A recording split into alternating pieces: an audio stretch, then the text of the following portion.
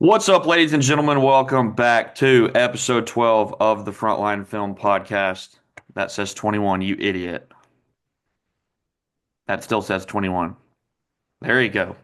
Episode 12. Got a couple little things to talk about this week. It's probably going to be a shorter episode. We do not have a movie review this week, but the Severance finale was basically a movie, so we're going to review that. We're also going to talk about the latest episode of Daredevil and a couple trailers that we got this week. So probably a much shorter episode than the last few weeks, but I know the next few weeks are definitely going to be ramping up because there's a lot of stuff starting to come out like towards the start of April, and it just doesn't stop. So kind of a more chill episode, but yeah, let's just jump into these trailers. First trailer we got this week was for Happy Gilmore 2, the long-awaited sequel to arguably Adam Sandler's greatest movie. Would you say that you think it's your favorite Adam Sandler movie? It's my personal favorite. I know like everybody has a different one that they like, comedy related, but that one's probably my favorite. The most quotable for me. Yeah, for sure. No, the first one's iconic. It's an iconic sports movie. It's an iconic Sandler movie. Like you said, so many just funny moments and lines in that movie. And what has it been like? Will this be like close to 30 years since the first one released? Yeah, I think that's about right. Yeah. Somewhere around that. God, I mean, that's a big time jump. But the first little, it wasn't even really a full trailer. It was only like a minute, but it came out, and you saw him, and you saw a bunch of guys that are like currently on the PGA tour, and a couple return people. Uh, was Shooter McGavin in the trailer? I couldn't Peter remember. McGavin was in the He made trailer. he Yep. makes a brief appearance. Yep. So yeah, I don't really know what much to think of this. It's probably going to be really funny. I bet it's probably going to be pretty stupid, but I mean, it's going to be cool to spend some more time with old Happy Gilmore. So Yeah, I just hope it's as quotable as the first one. The first one is like it's just iconic for me. I just remember it all. I watch it probably twice a year. I think it's stupid, but it's so funny. Even I think Ben Stiller's character made an appearance in the trailer. And it is so funny. I just love it so much. And to know that like they're gonna make another one, I didn't even see this coming. Like I don't know if it got announced last year or like teased or whatever, and then I guess I kind of forgot about it. But I loved the first one so much that this movie could absolutely suck, but I could still probably love it. yeah, yeah. I mean, I don't even remember the last time I watched it. And also, yeah, no, I forgot that Ben Stiller was in the first one. Yep. And yeah, him popping up in that trailer was funny too. Yeah. It's funny to see him still doing stupid movies like this while making one of the greatest shows of all time. But Yeah. we'll get to that in a minute. Yeah. Yeah, it comes out this summer on Netflix. I think it was June or July. I could be wrong. Yeah. It might even be earlier than that. But yeah, Adam Sandler's back and arguably his most iconic role, and looks like it could be a fun time. So definitely excited for that. That'll be a good streaming release. Kind of wild that that's going to streaming, but I know he's got like that big deal with Netflix Yeah. I kind making a bunch of of I movies. mean, yeah, he has to deal with Netflix or whatever, but I don't know. I mean, you kind of get worried about the quality of movies that go straight to Netflix or whatever. We talked about The Electric State last week, and that one had a gigantic budget. But I feel like if Adam Sandler, which I feel like he probably was in control of this movie, like you don't want anyone else like being in control because hell, he is Happy Gilmore. So hopefully it just has like the same like charm, goofiness, like all of that that the first one had, and made it so quotable and iconic. And when you talk about Adam Sandler movies, you're probably gonna mention Happy Gilmore first or second when you talk about it. Yeah, yeah, for sure. So we'll just have to see. I think it'll be a fun time. Like you said, it could just absolutely be horrible, but I think we're going to enjoy it, and fans of the original are going to enjoy it. It's probably going to be very nostalgic. Yeah, And I'm curious to see like what all current, PGA guys they bring into it. Looks I like want to Scotty say Scheffler was in the trailer, and I know some Bryson DeChambeau is in the trailer. wasn't Rory? I think Rory Yeah, was too. Rory, and then obviously they have the like the famous like stat or the head statues of like Tiger Woods, Jack Nicklaus, um, Arnold Palmer, and then they have he says SpongeBob, but Happy Gilmore. So that's pretty funny. Wouldn't that be funny if Tiger Woods made an appearance in If this Tiger movie? Woods is in that movie, that would be so funny.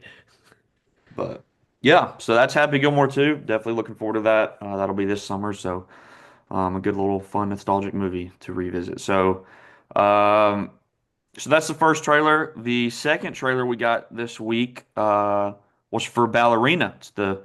I think it's the second full trailer we've gotten for Ballerina. I think you get a little bit better look of Ana de Armas's character, and you get a little bit more of a look at John Wick in the movie, maybe the role that he has to play. And dude, this movie looks sick. I know it was on my most anticipated, still is.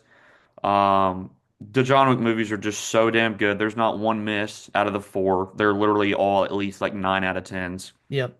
Um, and I really don't think this is going to be any different. I think like what's that stunt guy's name that did all the fight choreography? Chad Stahelski or something like that.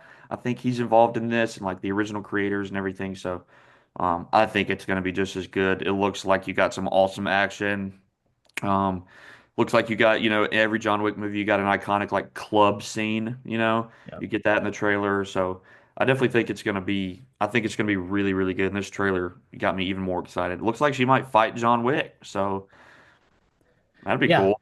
It's going to be very cool to see the world building they do in John Wick's like space. This is a franchise that I feel like you could explore so many different areas, and I like that they're doing it this way. Ana de Armas is awesome. We both love her. Um, Yeah, to see John Wick in the trailer and know that he's going to play a role in this movie, not just be a cameo. Because I was scared of that at first, like, oh, you're just gonna bring him in for a cameo, like we're gonna see Keanu Reeves for 5 minutes and that's gonna be fine, whatever. But to know that he is gonna play some type of role in this movie, whether it be, um, like a mentor or trying to warn her or trying to be an adversary, like anything like that. Ballerina is going to be awesome. I have no doubt that it won't be. The like you said, the four John Wick movies. I do not think that there is a bad movie. Keanu Reeves is like the perfect person to play this character. We both know that like he might not be the best actor, but if he doesn't have to show a lot of emotion and just be John Wick. He is actually really good. The fight choreography I always think is like top notch. We get some amazing scenes coming to mind from Ford, the overhead going in and out of the mansion with the fire shotguns. Like that is like one of the coolest freaking scenes in movies like ever. Um, I have no doubt that this movie is going to be just as cool, just as pretty to look at. The fight choreography is going to be awesome. I love that we are getting a movie in the same area that's gonna have like the same vibe, but not with John Wick. Hopefully that opens the door for more stuff. Wasn't there the show, the Yeah, there was Continental a that, TV show. I never watched it. I heard it really wasn't that good, yeah, but it wasn't super important to the yeah, franchise. But maybe I'll watch that one day. But yeah, yeah, no, this movie looks sick. Like you said, the lighting and everything, and the fights look sick. Ana de Armas is a badass. We got a little bit of taste of her fighting like that in No yeah, Time to Die, the most yep. recent James Bond movie. So, and she was great in that like 10 or 15-minute scene she was in. She was awesome. So. Yeah, she was a lot of fun. It'll be Yeah, cool to get a full movie with her and explore her character, maybe that world a little deeper. Looks like we got a couple of returning faces too. R.I.P. Lance Reddick, but it looks yeah, like he makes an appearance in this movie. And I think the other guy's name in real life is Ian McShane. yeah, yeah, yep. Looks like he's back too. So yeah, we're And jumping right back into the world, and it I was looks. going to say, like, Norman Reedus being in this Oh movie, I yeah, feel yeah, like he is only known for his Walking Dead stuff. Like, I don't really see him in a lot of other stuff, like, at all. I don't know if he, like, only likes doing small stuff, but, hopefully this is like a doorway to get him in more movies. I always thought that Norman Reedus was one of the best characters from The Walking Dead. Thought he was one of the best, like, performances. So hopefully we just get more of him, and hopefully he plays a kind of a big role where we get to see him. I'm a big fan of Norman Reedus. I think he plays characters like he's playing pretty well. And he's also in a video game that plays the same character kind of. But yeah, no, love Norman Reedus. I'm very, very, very pumped for this movie. It has every right to be on your most anticipated, and it will probably blow our like expectations out of the water. I don't. They always do something crazy in every movie with like a fight scene that you don't see coming, or just is like, wow, that's awesome. Yeah. Yeah, no. So, yeah, very, very excited. Comes out June 6th, so not too far away. Only like Yeah, June and July are gonna be busy, busy, May, June, busy. and July are going to be insane. Yeah. But yeah, no, that's Ballerina. We're stoked for that. We will be there day one, and yeah. And then the last little trailer we got was for Disney Pixar's Elio. Is it Elio, Elio? I don't really know how you say it. Elio, I think, right? Probably Elio. I think it's Elio. Um, yeah, just looks like a fun Pixar movie. It's a kid going on like a space adventure, and it'll probably tug at all your heartstrings, just like Pixar always does. And yeah, animation looks good. Yeah. I want to say this, like we talk about Pixar movies all the time. We have our favorites. Obviously, we like are very nostalgic towards Pixar movies. One thing they do so well, I think, with all their movies is their color, and I feel like this one just adds to it. Like all the different alien species that we saw in the trailer and the two different worlds colliding. I just feel like they do such a good job with color. I mean, think about Toy Story and you think about Inside Out, or you think about Cars, like all these colorful movies, like that just showcase like animation being, lighthearted and beautiful and stuff like that. That's why I think Pixar does so well. It's because they've done it for such a long time. Yeah, no, this one looks interesting. I don't know if I care too much about the story, kind of what they're trying to tell, but again, it's the first trailer. Um, I'm not gonna say it's like one I'm excited for. I don't think I'm not gonna put it in like a most anticipated or I'm very excited for this movie. But every year we go see a Pixar movie and review it, we find like that they really don't have bad movies. Pixar is kind of consistent with the product they put out. I mean, we can point to a couple that we don't personally like, but that doesn't mean they're bad movies. Um, but I don't see why this one would be bad. I just don't think I'm very interested in this one. I don't think it's like in my anticipated, but it's Pixar and I will be seeing it. So it's not Yeah, I will say though, I mean, I am glad they are still continuing to make original stories. correct. It feels like they have done a whole lot of sequels, and we love some of the sequels. We also don't like some of the sequels. So it is refreshing to get an original story like this, and I think it looks like it'll be a fun time. And something that I didn't even have on our outline, but staying in Pixar, we got the announcement this past week that they're making a Coco 2. Yeah. Yeah. Um, I think it comes out in like 2029, so we'll be Yeah. close to 30. But yeah, no, I mean, the first Coco is arguably like the best looking Yeah. Pixar. No, see, Colorful wise, animation is just unreal. And it's a great, great, great movie. Super yeah. heartwarming story. Yeah. So I guess kind of cool they're doing another one. I don't really know what it would be about, but Yeah.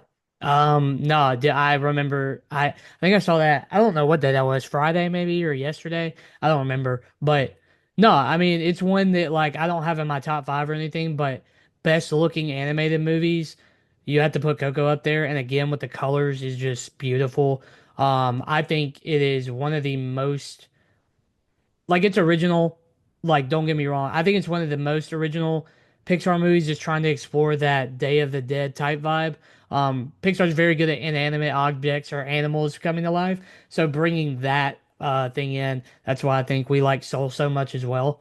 But yeah, no, Coco is very, very interesting to get a sequel. I guess I didn't think that there would be a sequel. I mean, they told a really good story in the first one.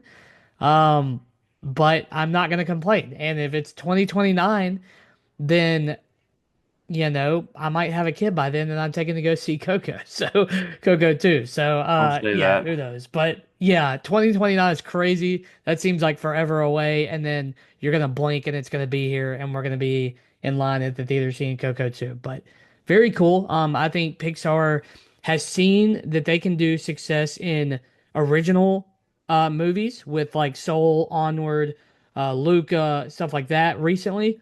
But they can also go the sequel route, like Inside Out 2, 2024, The Incredibles 2, stuff like that. And they can also be good that way. So I think they're just gonna probably start going back and forth. Obviously, there's some movies that I think you and I would agree that we don't want sequels for, um, because we like them in the one story. But if they're gonna do it for like Coco or another Incredibles or stuff like that, just keep on keeping on. It's gonna make $1 billion probably. Give me Good Dinosaur too. Oh yeah, yeah, yeah. Kidding. I'm kidding. Brave too. I was about to Too say give me brave. Brave Too too, brave. actually. Too Too brave. Too brave. brave, Too too furious. furious.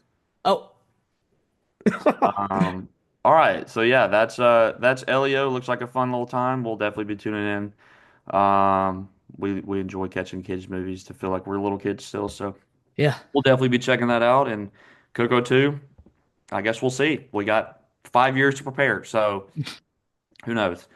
So yeah, that's really all the trailers. Not a whole lot of news this week either. But we got two great episodes of television to talk about, and the first one that we wanted to talk about is Daredevil, the new episode for Daredevil Born Again. This was episode 4, um, and it is the long-awaited reunion and return of the Punisher and Daredevil. So I will say the rest of this episode, other than like that 10-minute sequence, was definitely kind of filler.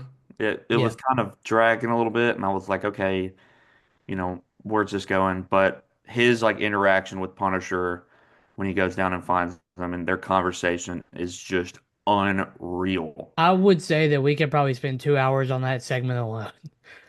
We Yeah. probably could. Yeah, I'm with you. I think that this mostly is trying to just set up a bunch of stuff. We see the niece of Hector, talking to Matt for the first time, and Matt has another case. I don't even remember the dude's name. The only thing that I remember vividly from this episode is the interaction between Frank and Matt. But yeah, no, we get her name's Ava, is that right? Yeah. Ava, Well, Ava was that girl wasn't Ava. That was another girl, another what's one of her but what's her name? I don't I even don't remember. remember. I don't remember. But she talks and to Matt uh about Hector's death and stuff like that, about trying to figure out who it is. Um, and when Matt has the heightened senses and everything, he's talking, he finds the bullet casing right on the ground, and um, dude, I'm like blanking because all I can think about is the freaking sequence. That's all I want to talk about. Yeah. Yeah, no. So, basically, I just looked it up. Her name's Angela Del Angela. Toro. Del Toro. She's Hector Ayala's niece, and you have that interaction between her and Matt at the beginning. She's like, "You got him. You set him free. You said it was gonna be okay, and look what happens." So you're kind of starting to see like how the system just isn't really working Yeah, still. As bad as Matt wants it to work, it's just not. In another instance that you kind of learn more about how the system isn't working, that dude that like, what did he do? stole He like the stole some snacks from a yeah, gas station, and yeah. But he had Matt a criminal basically, record. Matt basically calls like a favor gets called in for Matt to like represent this guy and try to, get his sentence down or whatever. And it's kind of silly, like, he just stole like some snacks, but when he's talking to him, like you kind of see just how messed up the system is. He's like, they're willing to spend more money to put me away than they are to feed me. Yeah. And you can definitely tell Matt's like wrestling with the justice of it all. And Yeah, uh, all he responds with is like maybe you're right, and that's yeah, it. Like that's all he can say. Which is kind of heartbreaking because like the whole we have seen in this show specifically, like the system is going to work, the system is going to work. Bullseye got put away for life, and we'll talk about again that coming up again, but he wants it to work so bad, and you can tell like every time something happens, like it's like this, it's not working. It's failing. It's blinking red. Like there's something morally like at the basis of the whatever the system entails is like cracking, and you can tell like everything he's worked for his whole life. I mean, he's been a lawyer, an attorney, like his whole, like, as long as he can remember, as long as we've known him. And the more time that it fails, you can kind of see a little piece of him just like, yeah, they're right. I mean, it's failing. It's not working. Something's wrong. And I think just little comments like that, like the one you said, like they're more willing to spend more money to lock me in prison for 10 days because he gets the sentence reduced, right? Um, than they are to literally give me food. Yeah. And how does you can't respond to that because that Yep. He dude's right. basically agrees with him. Yeah. So, um, I just think little comments like that. And with Hector being shot after he thought he got him justice and stuff. I mean, even locking Bullseye away for life, but Foggy dying, like something's not right. Yeah, so that could bring us to the scene with Frank. So basically Matt goes to detective mode and he finds the bullet casing from the bullet that killed Hector. Um and it's got a like a Punisher logo engraved on it. So Matt apparently obviously he's like kept tabs on Frank Castle so he knows where he's at or where he lives and he goes to confront him about it and they just have a literal 10-minute conversation or argument, whatever you want to call it, about like justice and what's right and wrong and um, like you said earlier about Foggy dying and them doing nothing about it. That was like one of the hardest lines in any show I've ever heard. He said, Matt was like, he got life, talking about Bullseye. He got life. And Frank looks at him. He's like, what about Foggy? He get life? Did he get life? And you're just like, damn. I mean, that is some deep, deep stuff right there. Literal chills and. You can definitely tell Matt's like wrestling with like the morality of being a vigilante and everything, and I think that's kind of why he goes to Frank Castle to like almost like he's like trying to find someone to agree with him or to like give him approval, in a Frank way. even says that. Yeah, yeah, Frank does say that. It's like he's asking permission almost, but yeah, nah, dude, that the whole episode wasn't just anything crazy, but that like 10-minute scene was unfreaking real. I think it Yep. was probably the best scene of the whole show so far, other than maybe that like the Warner and Foggy's death, at the Yeah. very beginning. But No, unbelievable stuff. And I know we're seeing more Frank Castle this season. They've already yeah. said there's pictures, so Yeah. it's not the last we get of him. But man, it was so good to see them two together. Yeah, no. John Bernthal and Charlie Cox, I mean, are unreal in this scene. It is heartbreaking. It is literally every bit of emotion that these two have felt their whole lives. Why they do what they do comes out and is just pouring out of them. Honestly, if you told me this was a real conversation and it wasn't scripted, I would probably believe you. They're that good. Charlie Cox, as Matt Murdock, just when he first goes in there, he is just trying to get information, man. He's not even like he's even saying like, "Oh, I just came at a bad time. Like I'm gonna leave. Like I'm glad you think that of me, but you're wrong. Like you're wrong." And as soon as Frank starts pounding him, like and telling him like you can't live with yourself. You believe it's your fault, stuff like that. And he punches Frank and he hits Frank and Matt starts to break down. You knew then that this was gonna be one of the I literally want to give it one of the top three dialogue scenes in the MCU since its founding. The back and forth, they're both like, even when, Frank says, like, you hear him, don't you? I hear my boy every time saying, For my little girl, yeah. yeah, Or kill yeah, him, daddy, yeah. Did you get him, daddy? Did you get him? Like, how can you not sit there and if you don't think that's a good scene or well written dialogue, you're flat out wrong. Like, opinions are opinions, but that opinion is literally basic in the basis wrong. That is like emotional dialogue at its best. And these two, we talk about it all the time, like the best MCU castings, and no one, everybody brings up the movies, but like John Bernthal as Frank Castle and Charlie Cox as Matt Murdock are top three. I'm not kidding. They are that good. And you can put them up there with RDJ as Iron Man. Those three castings are perfect. And this scene, I'm not over exaggerating. The scene between them is perfect. Is a 10 out of 10 in everything. Dialogue, emotion, how it sets up the show. Like this is not baseless dialogue either. It is important to the show. It's gorgeous and heartbreaking, tragic, everything. And it is so good to see John Bernthal as Frank Castle again. Yep. And we saw the trailers. We knew he was coming. We knew he was coming. Hell, me and you basically knew he was coming this episode. But actually seeing him is so good. And John Bernthal needs to get more credit for how good he is. He is one of the most underrated actors in Hollywood. And that performance right there shows you how good he can be. Yeah, no, for sure. It's unreal stuff. Unreal.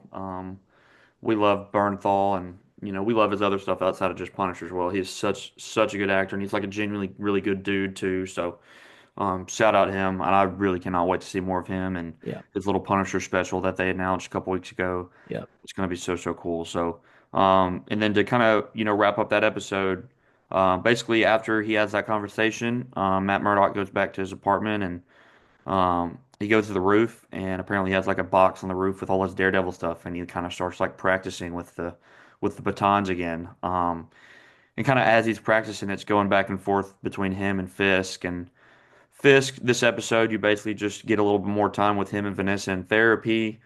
Um, and then you basically find out at the end that he is keeping, I forgot the dude's name, Yeah, I don't. but the guy that Vanessa was having an affair with, I think it's Adam.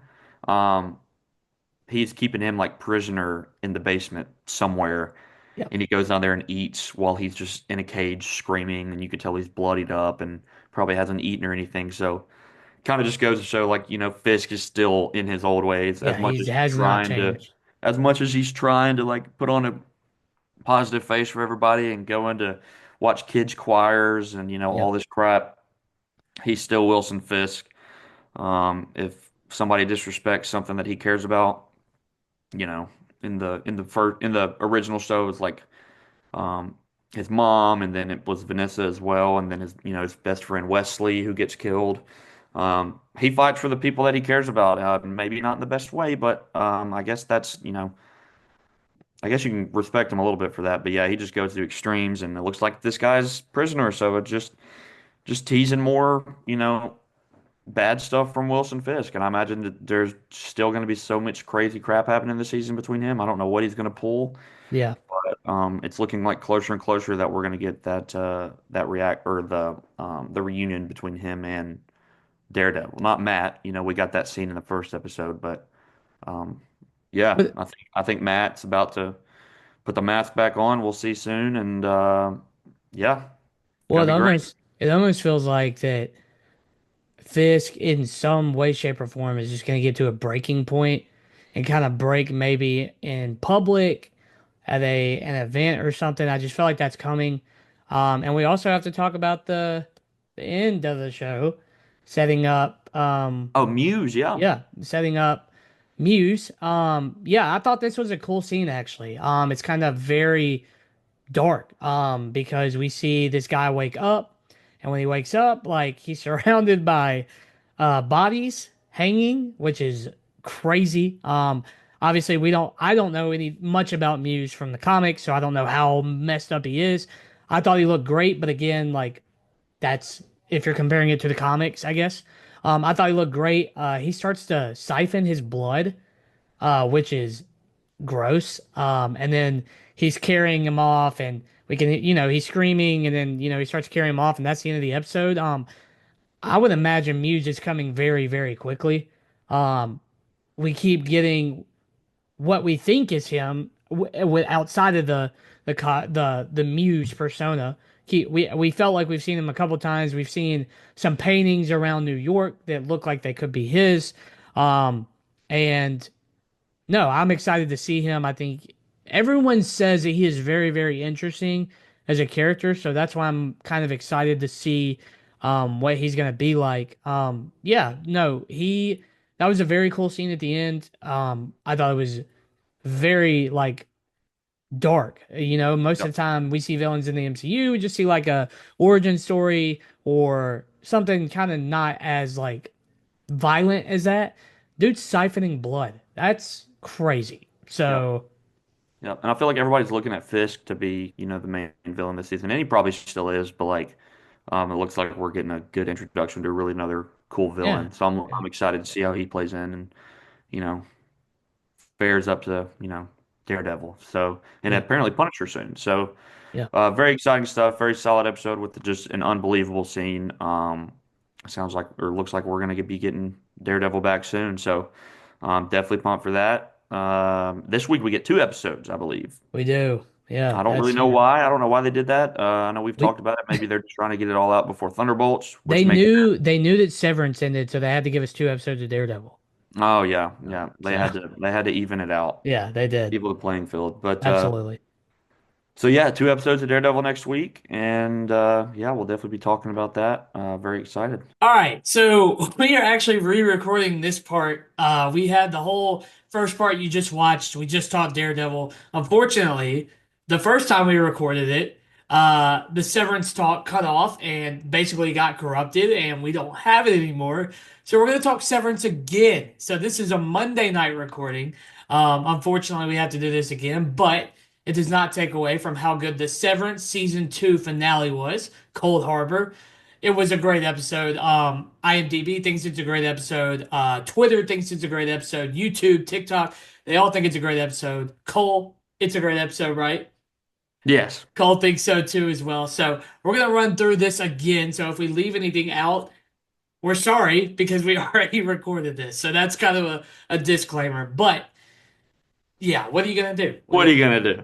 Yeah. So to start off, kind of like how we did last night, we'll kind of go through the whole episode, but and kind of, hit the high points that way. But the show starts off basically with Any Mark and Outie Mark having a really, really cool conversation, kind of going through a old video recorder, and they're immediately getting each other's reactions. Because as you know, they were in the birthing cabin, which houses Any Mark. Any Mark can be kind of like brought out there. And of course, Mrs. Cabell or Harmony and Devin are there as well, but they're letting them two kind of have a conversation. They leave the room.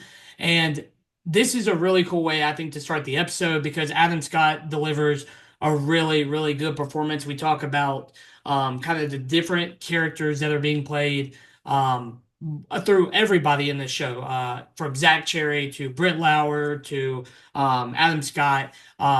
And we kind of talk about how hard it is to play two characters. Just saw it with Robert Pattinson and Mickey 17. He does a really good job. It's very hard to play two characters. Adam Scott does it gracefully here. Kind of want to know your thoughts. Yeah, no, great way to open the episode after the cliffhanger from episode 9. Yeah, just literally jumps right into it. Literally, like as soon as they get into the cabin, um, Mrs. Cobell basically explains what Cold Harbor is to them. That basically they're like refining Gemma's personality, and that when he finally completes the file, like basically they're gonna kill her, because their experiment's done. So you finally get those answers that you've been wondering since the episode 1 of season 1. Like what's going on, what are they doing? We still don't entirely know what they're doing, but we just know that they're experimenting on people. Um, and I'm sure there's a bigger play at hand, but we'll probably hear about that in season 3. But yeah, starts off just Mark having a conversation with himself, and it was really, really, really cool the way they shot it. It genuinely felt like they were just talking to each other, bickering back and forth, and um, obviously, any Mark is very worried, and he wants to preserve what little life he has, down there and his love life with Helly. And Audi Mark is like trying his best to understand, but like at the end of the day, he's trying to get back his wife, that's been that he thought was dead for 2 years. So you definitely feel for both of them, which is super cool. It's almost like I don't know what side I would take, but Audi Mark promises any Mark like, look, if you do this for me, like I'm being reintegrated, we will be the same.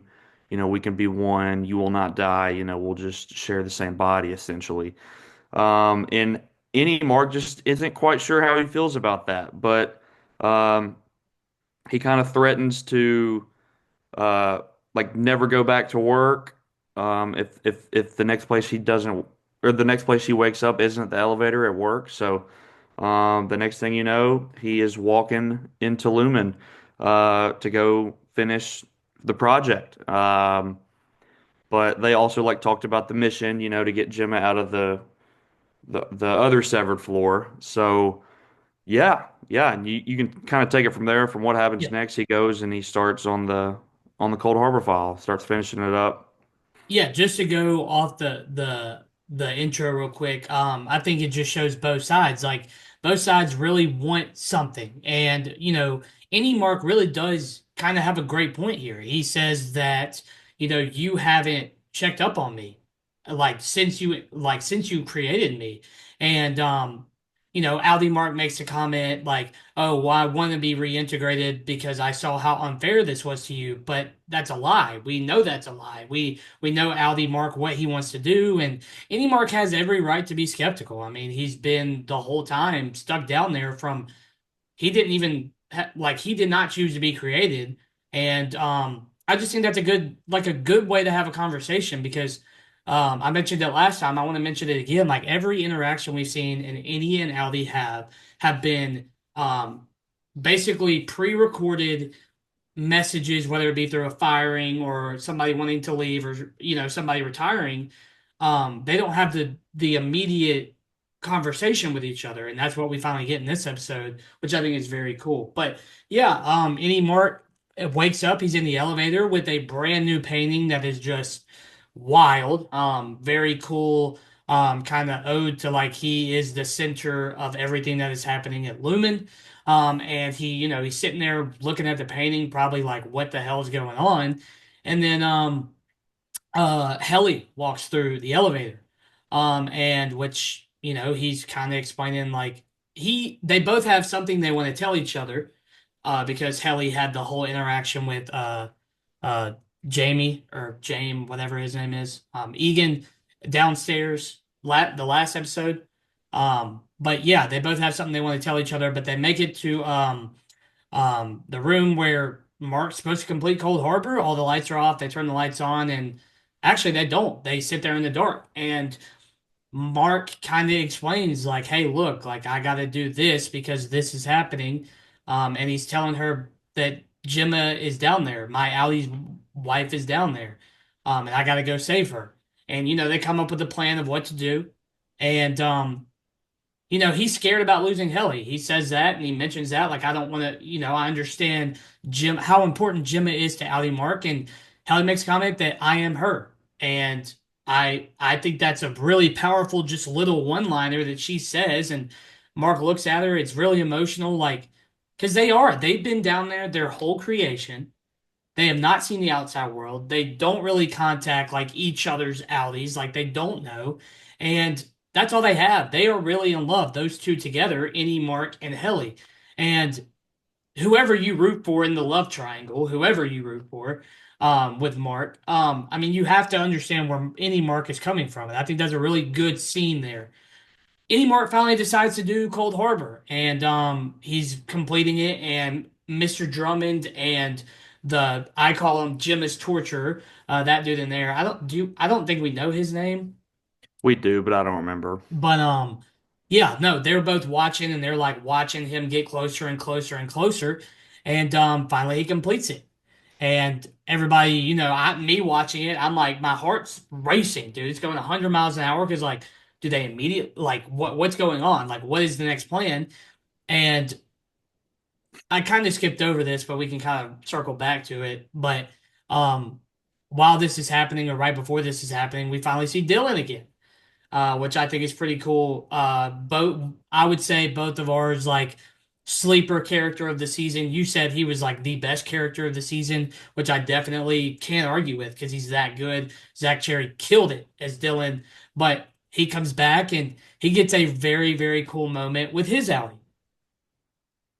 Yeah, yeah. So basically, in the last episode, like Annie Dillon basically said he was done. After his wife said he wasn't going to come visit, or she wasn't come visit him anymore.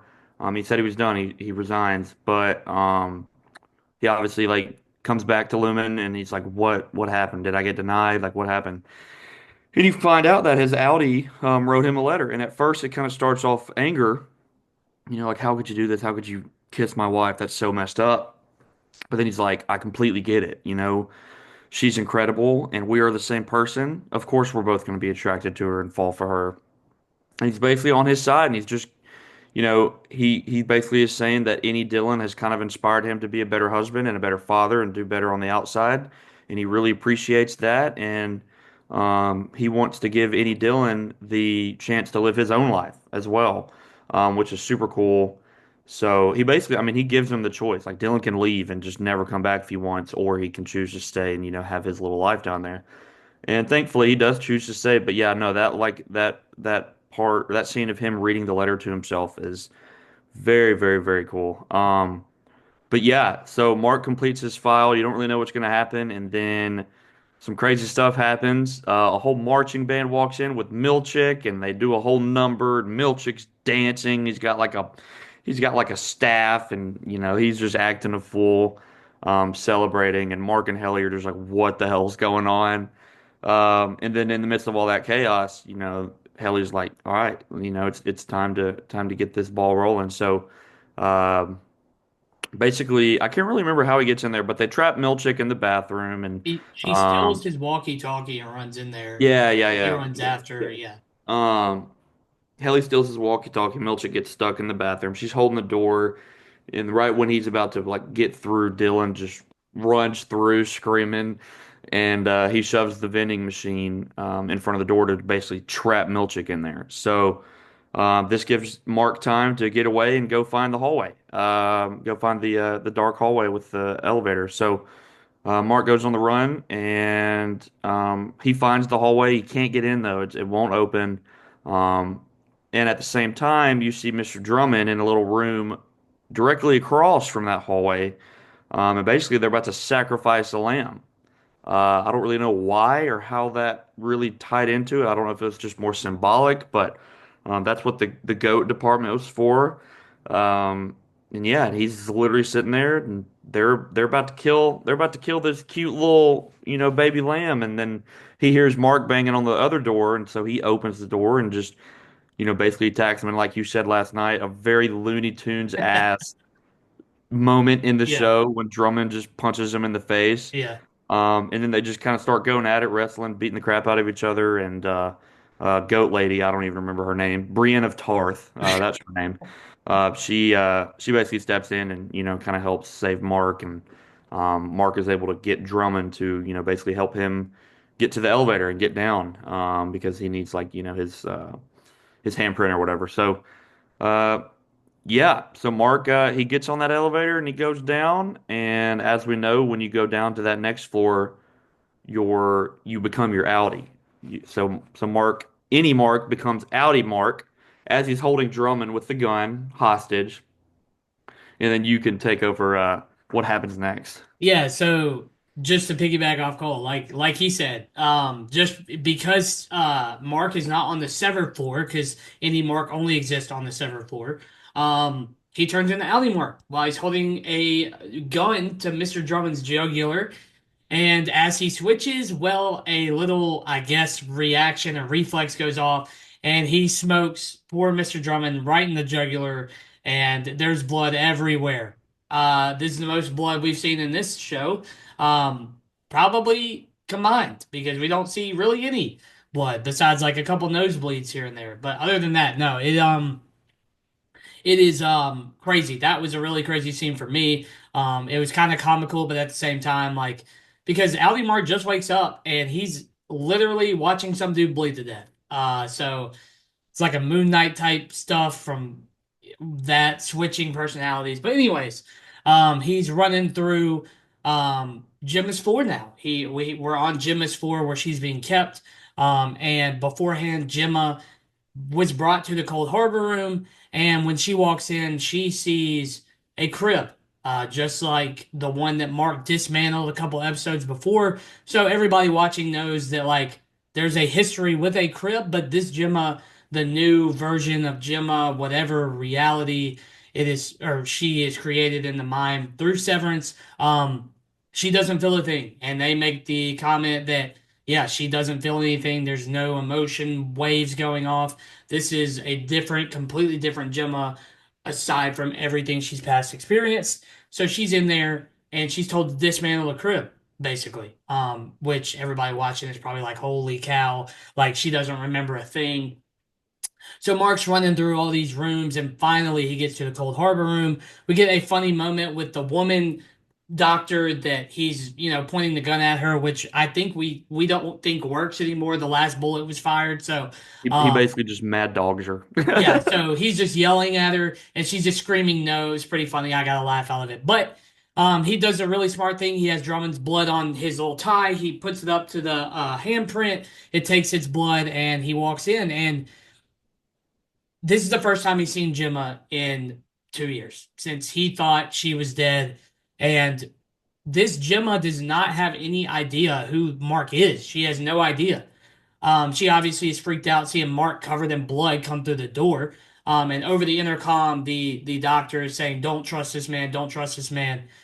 But she does. She takes his hand, and he's saying, "Come with me. I need you to trust me. I need you to trust me. We have to leave." And that just goes to a point to where Gemma does have some connection to Mark, deeper than brainwaves, whether it be a trust in her heart or something that they weren't able to sever. She chooses to trust this man that runs through her door covered in blood, and she does just that. So Mark leaves the room. I think he knows that this is not his Gemma. I think he knows that. But she hesitates at the door for a second, and then finally she chooses to step out, where we get a very emotional moment between Mark and Gemma. The first time they see each other in 2 years, because we know Gemma has been asking to see Mark since she's been down there. And they obviously hug, they start kissing each other, Mark's saying my baby.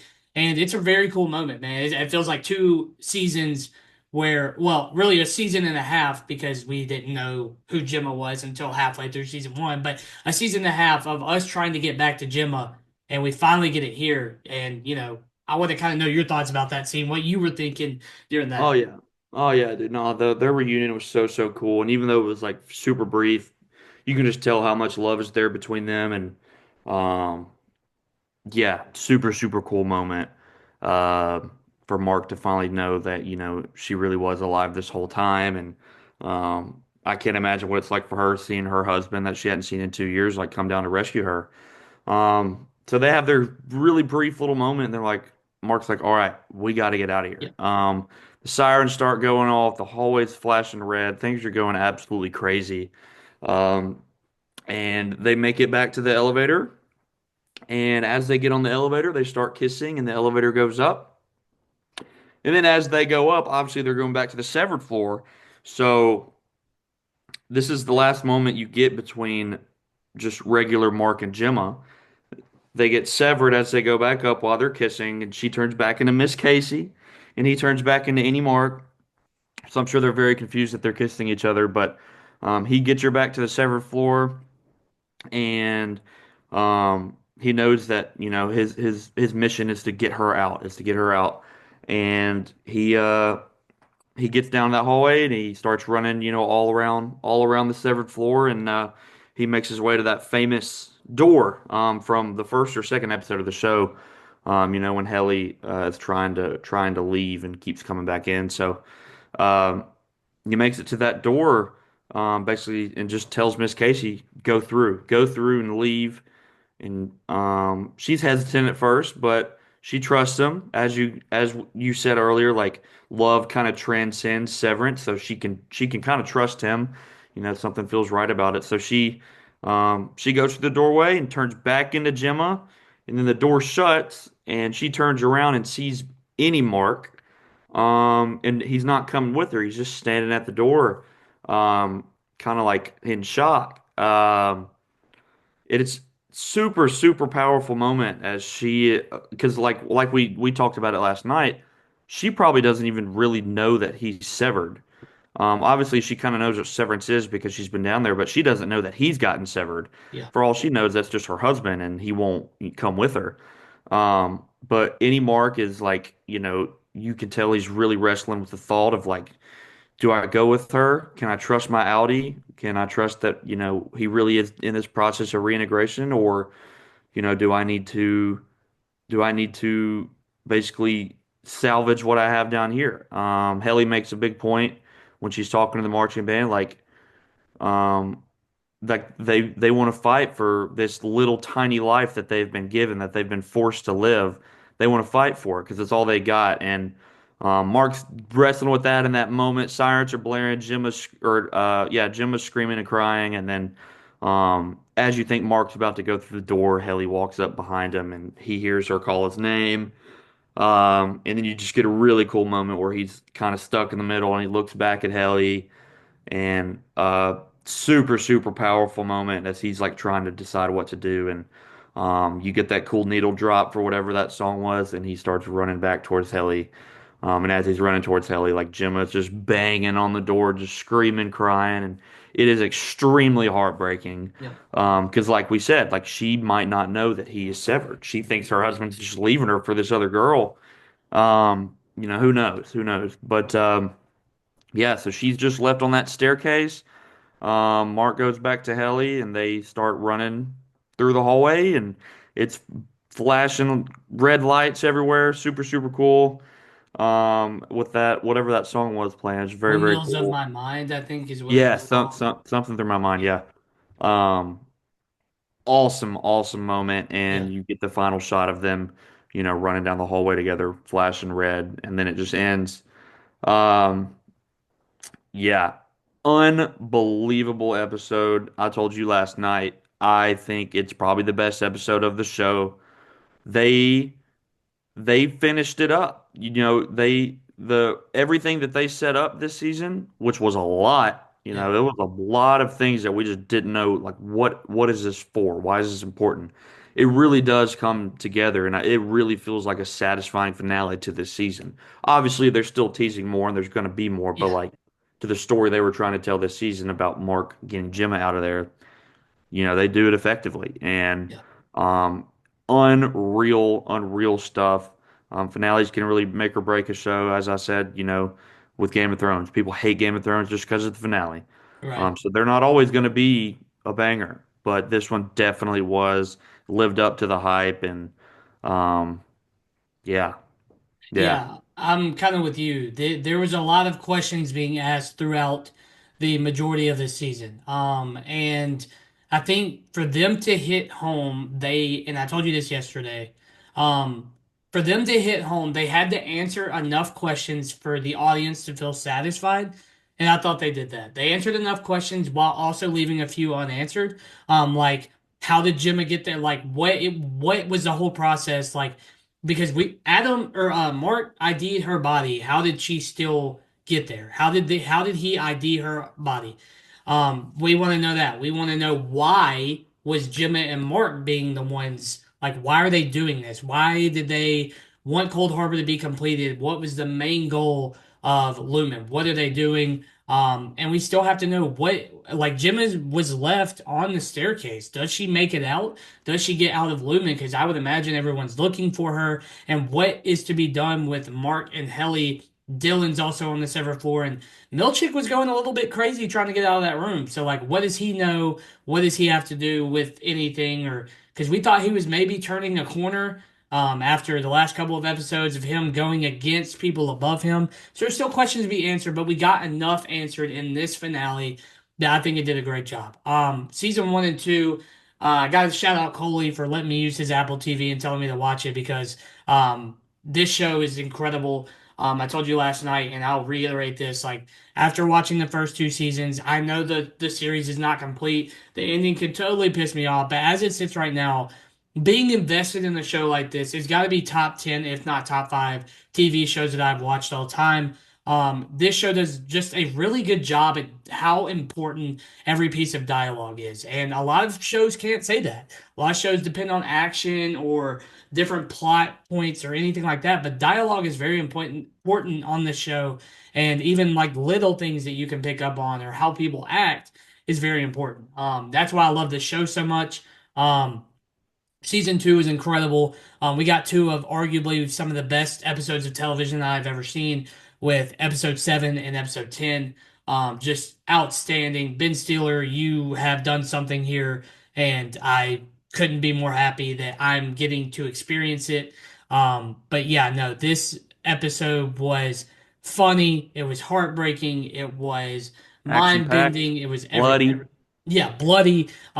It was everything that you could want. I think Adam Scott is so good in this episode. We talk about Zach Chair and we talk about uh Tremel Tillman, right? That's Milchick and Britt Lauer and everybody like that. They all deliver great performances. We got a lot more background on a lot of characters this season.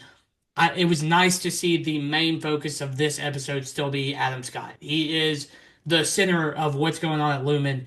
He kills it this episode, from the conversations he has to the camcorder to his emotion seeing Gemma again to the emotion, like you said, powerful scene where he is choosing between his Audie's wife and his love inside Severance. It's just really good. He is really good. And I have a lot of respect for Adam Scott, who I know mostly from comedic roles. So he Yep. does a fantastic job. I will say this, if you have not seen Severance, if you have not watched Severance, if you are on the fence about it, you will not regret watching this TV show. It is a literal 10 out of 10 for me so far. And season three got renewed the day after this finale dropped. So I expect big things from Ben Stiller. He said it's not going to be 3 years this time, so that means it's going to be 2 years. But no, it is awesome, and like you said, it ends with Dylan's best line that he ended season one with. Fuck you, Mr. Milchick. Exactly. So yeah, no, they the Yeah, no, you continuity were of the talking about show. how strong the dialogue is. That's the best part. That's the best Yeah, line of dialogue this episode when Milchick yeah, finally gets out of there and there's just Dylan and an army of a marching band behind him. yeah. Yeah, no, great scene. Like you said, this episode just literally had everything. This season had everything. Um, truly remarkable. Like you had to be there television. Um, and I absolutely cannot wait for season three. But like I did last night, like I want to give literally everybody their flowers. Ben Stiller and Dan Erickson for creating it, and then Adam Scott, Britt Lauer, Zach Cherry, John Turturro, Tremel Tillman, Patricia Arquette. Who else am I leaving out? Christopher Walken. Christopher Walken, even Gwendolyn Christie, and the this last episode, everybody just Miss Yeah, Wong. yeah, Her name is yeah, Sarah yeah, Bach in real life, and Deechin Lockman, yeah. obviously as Gemma. Everyone kills it. Everyone's unreal. It's generational stuff, and it's super cool to be alive at the same time as Severance. Hopefully, we don't have to wait 3 years. Ben Stiller has said that it will not be 3 years.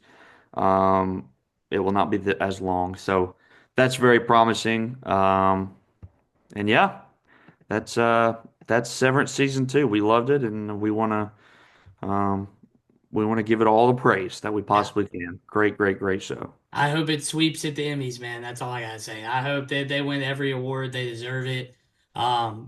And I don't know, man. I just was really impressed. Um, and all I see is praise on Twitter. Like I do not see anything bad. Like you kind of just have to see if you watch the whole show, you can't. I like I told Cole yesterday, I was mad at the ending, but not because of any mark, like that whole thing. I just like, you can be emotional through something like this, and it brings out emotions in you. So no, they did a great job. Kudos to them. They're awesome. Apple TV, you're cooking right now. Hopefully you're cooking with another show that's coming out, I believe, this week. We will be watching that, of course. So no, we're excited for Severance season three. Hopefully, it's very soon, and hopefully, we just get more answers, and there'll be more questions. So, Yep. but Yep, for sure. yeah, is that it for Severance? You good? I think that Yeah, we yeah, covered. yeah, that's good. Yeah, So obviously, we talked to Daredevil, we talked to Severance, but we watch other stuff too. We weren't able to make it to a movie this week because partially because we were busy and partially because we just did not want to go see Snow White. I'll watch it one of these days, maybe when it hits Disney Plus or something, but I don't really want to give that movie any money. Apparently it bombed this weekend too. But yeah, no, we've still been watching some other stuff. I've actually kind of been on some TV shows this week that I'll talk about, but I know you went and saw a new release. You yeah, wanted to give a brief little review. yeah. So last week we had Opus come out, starring Ayo Edebiri and John Malkovich. I will say that this was not my favorite movie. There were some things that I kind of wish were done a little bit differently. I want to start off by saying Ao, who I love. I love Ao Edeberry. I could watch her in any movie she's in, any TV show. Love her in The Bear. But she's good in this movie. I like her. It's not her fault. And Malkovich is actually also good. He's very creepy in this movie. But basically, I just think a lot of the dialogue in this movie is bland. I don't think that it's very important to the overall story. I don't think that anything gets done through dialogue. I think that it's just not very interesting at points either. Like there's nothing explained about what's going on. And I told you this yesterday. I don't understand why movies like this have characters that aren't asking questions about what's going on. Why do people think it's normal for certain stuff to be happening? I mean, there's three people missing at one point, and no one's asking any questions except Aya. Like, why? I don't get it. I don't know why that's a plot point or people think it's funny. I think it's annoying. Why are we not looking for people that we showed up with? But um I'm not going to spoil much because I know Cole hasn't seen it, and I know he will see it. He's very good at seeing movies. So, but basically, I like the twist at the end. I think there is a good little reveal at the end that kind of gives you why Ao was picked, her character was picked, and while also kind of revealing why the other people were picked, which personally I think was very obvious. Something's told at the beginning of the movie that you're like, okay, well that's why he's picked, but you're kind of wondering why Ao is picked. And they give a good little reveal at the end and a good little not cliffhanger, but realization at the end as well. So very cool there. But that doesn't give the rest of the movie an excuse to be bland and boring and stupid at some points. But I did give it 3 stars on Letterboxd. Now you're probably wondering why 3 stars. Because some of the acting was good. I thought Malkovich was good enough and Ao was good enough to make it interesting, even though the dialogue was not. And I actually enjoyed like some of the cinematography in this film. And I think there were 3 original songs, and I actually enjoyed them. They felt like 80s pop songs. Which I thought was pretty cool. Bland 80s pop songs, but I mean, they were in there and they were catchy. And if I could find them, which I'm sure I can, I would probably listen to them. So there's that. But I think if I had to give it a rating like we do with all new movies, I would give it a 5.5 out of 10. Nothing special, but enough to keep you interested. I will say that. Not terrible, but enough to keep you interested. But I'll let Cole go real quick after this, but I've not finished it. I've also been watching Adolescence on Netflix. I've watched the first 2 episodes, and I have to say that I am very impressed with the acting in this show. It's only 4 episodes, so I'm already halfway there. Probably will finish it before the next episode of the pod comes out. But no, the acting, especially from the 13-year-old actor that I do not know his name, I apologize. He has been very, very good, showing emotion literally at the flip of a switch. A lot of people are saying that episode 3 is the best, so I'm excited to see that. But no, I'm very impressed with the first 2 episodes. They kept me very interested, and I like shows like crime kind of, like crime dramas like that. I Courtroom. just like that. So yeah. Yeah. Yeah, no, I'm definitely going to probably watch that this week because it is a short watch, and then we can kind of give maybe a little review for that next week.